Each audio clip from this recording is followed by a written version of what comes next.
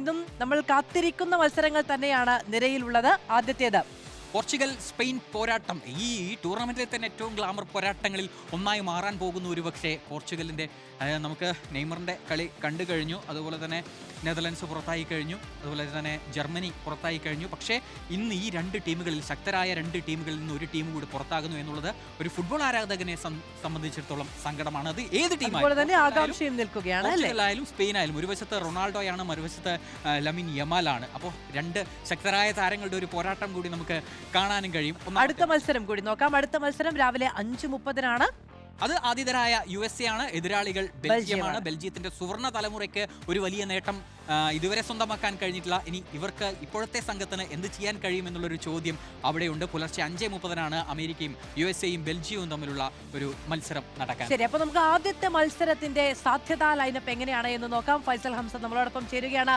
Faisal, Portugal എങ്ങനെയാണ് നിരക്കും? മധു, Portugal എങ്ങനെ കളിക്കുമെന്ന് തന്നെയാണ് എല്ലാവരും ഉറ്റുനോക്കുന്നത്. കാരണം നമ്മൾ സൂചിപ്പിക്കുകയുണ്ടായി the last dance of legend, അതൊരിക്കൽ കൂടി സംഭവിക്കുമോ? നെയ്മർ കളമൊഴിഞ്ഞു. ഇനിയിപ്പോൾ ക്രിസ്ത്യാനോ റൊണാൾഡോയാണ് ഫുട്ബോൾ ആരാധകർ ആകാംക്ഷപൂർവ്വം ഉറ്റുനോക്കുന്നത്. എങ്ങനെയാണ് പോർച്ചുഗൽ ഇന്ന് ടീമിനെ ഇറക്കുന്നത്? നമുക്കറിയാം പോർച്ചുഗലിൻ്റെ ഒരു പതിവ് ശൈലി 4-2-3-1 ശൈലിയിൽ തന്നെയായിരിക്കും. ടീമിൽ വലിയ മാറ്റമൊന്നും ഉണ്ടാവില്ല. ഗോൾ കീപ്പർ ഡിയോഗോ കോസ്റ്റ ഉണ്ടാകും. Nuno Mendes, Veiga, Ruben Dias, Joao Cancelo എന്നിവർ ഡിഫൻസിലുണ്ടാകും. മധ്യനിരയിൽ വിറ്റീഞ്ഞയും ജാവോ നെവസും ഉണ്ടാകും. അവർക്ക് മുന്നിലായി അറ്റാക്കിംഗ് മിഡ്ഫീൽഡർ റോളിൽ ബ്രൂണോ ഫെർണാണ്ടസ് ഉണ്ടാകും. എന്തായാലും ലെഫ്റ്റ് വിങ്ങിൽ ഇന്ന് റഫേലിയാവയ്ക്ക് അവസരം നൽകുമെന്നാണ് വിശ്വസിക്കുന്നത്. ഒപ്പം പെഡ്രോ നെറ്റോ മുന്നിലായി, എല്ലാത്തിനും മുന്നിലായി ക്രിസ്ത്യാനോ റൊണാൾഡോ ഉണ്ടാകും എന്നുള്ളതാണ്. സ്പെയിനിൻ്റെ കാര്യത്തിലേക്ക് വന്നാൽ ഉനായ് സിമോൺ തന്നെയായിരിക്കും ഗോൾ കീപ്പർ. പെഡ്രോ പോറോ ഉണ്ടാകും. ഒപ്പം കുബാഴ്സി, ലപ്പോർട്ട്, കുക്കുറയ, ഈ 4 പേരായിരിക്കും ഡിഫൻസിൽ ഉണ്ടായിരിക്കുക എന്നുള്ളതാണ്.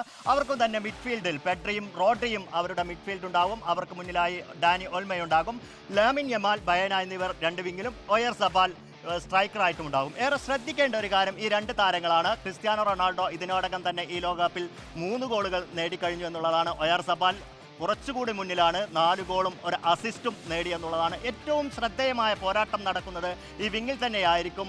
ഒരു പക്ഷേ ലമീൻ യമാലിനെ ന്യൂനോ മെൻഡസ് എങ്ങനെ പൂട്ടും എന്നുള്ളതാണ് എല്ലാവരും ഉറ്റുനോക്കുന്നത്. നമുക്കറിയാം റഫേൽ ലിയാവോ നന്നായി മൂവ് ചെയ്യുന്ന ഒരു താരമാണ്. ഒരു പക്ഷേ അദ്ദേഹം ഒരു കാരണവശാലും ഒരു ഷാഡോ ചെയ്ത് കളിക്കാൻ സാധ്യതയില്ല എന്നുള്ളതാണ്. അതുകൊണ്ട് തന്നെ ന്യൂനോ മെൻഡസിന് പണി കൂടും എന്നുള്ള കാര്യം ഉറപ്പാണ്. പക്ഷേ അവിടെ കൊണ്ട് മാത്രം ആശ്വസിക്കാൻ കഴിയില്ല. കുക്കറയ കഴിഞ്ഞ മത്സരത്തിൽ കളിച്ച കളി നമ്മൾ കണ്ടതാണ്. അതുകൊണ്ട് തന്നെ ജാവോ കാൻസലേയും അവിടെ പൂട്ടിയിടേണ്ടി വരും. രണ്ട് ടീമുകളും നേരിടുന്ന വെല്ലുവിളി അത് തന്നെയാണ്. ഫുൾ ബാക്കുകൾ രണ്ട് ടീമിൻ്റെയും നന്നായി മൂവ് ചെയ്ത് കളിക്കുന്ന താരങ്ങളാണ്. പക്ഷേ അപകടം എന്തെന്ന് വെച്ചാൽ ഏതെങ്കിലും ഒരു താരം നന്നായി മൂവ് ചെയ്ത് കയറി വന്നാൽ കവർ ചെയ്യാൻ സാധിക്കാതിരുന്നാൽ തിരിച്ചടി ഉണ്ടാകും എന്നുള്ളതാണ്. എന്തായാലും ഏറ്റവും ശക്തമായ മധ്യനിരയുള്ള നമുക്കറിയാം Vitinha, Joao Neves, Bruno Fernandes ഒരു ഭാഗത്തുണ്ടാകുമ്പോൾ അതിനേക്കാൾ മികച്ചതെന്ന് പറയാൻ കഴിയുന്ന റോഡ്രിയും ഡാനിയോൾമയും പെഡ്രിയും എല്ലാം അടങ്ങുന്ന ഒരു നിര. ഒന്നിനൊന്ന് ശക്തരായ താരങ്ങളുടെ വ്യക്തിഗത മികവെടുത്തു നോക്കുമ്പോൾ ഒന്നിനൊന്ന് മികച്ച താരങ്ങൾ എന്നുള്ളതാണ്. എന്തായാലും ക്രിസ്ത്യാനോ റൊണാൾഡോയാകുമോ അവസരങ്ങൾ ഉപയോഗിക്കുക, അതോ ഒയർ സബാലായിരിക്കുമോ എന്നുള്ളത് നമുക്ക് കാത്തിരുന്നു കാണാം. മധു. ഓക്കെ, ഫൈസലാണ് വിശദമായ വിവരങ്ങൾ നൽകിയത്. എങ്ങനെയാണ് ഇരു ടീമുകളും അണിനിരക്കുക എന്നത് സംബന്ധിച്ചാൽ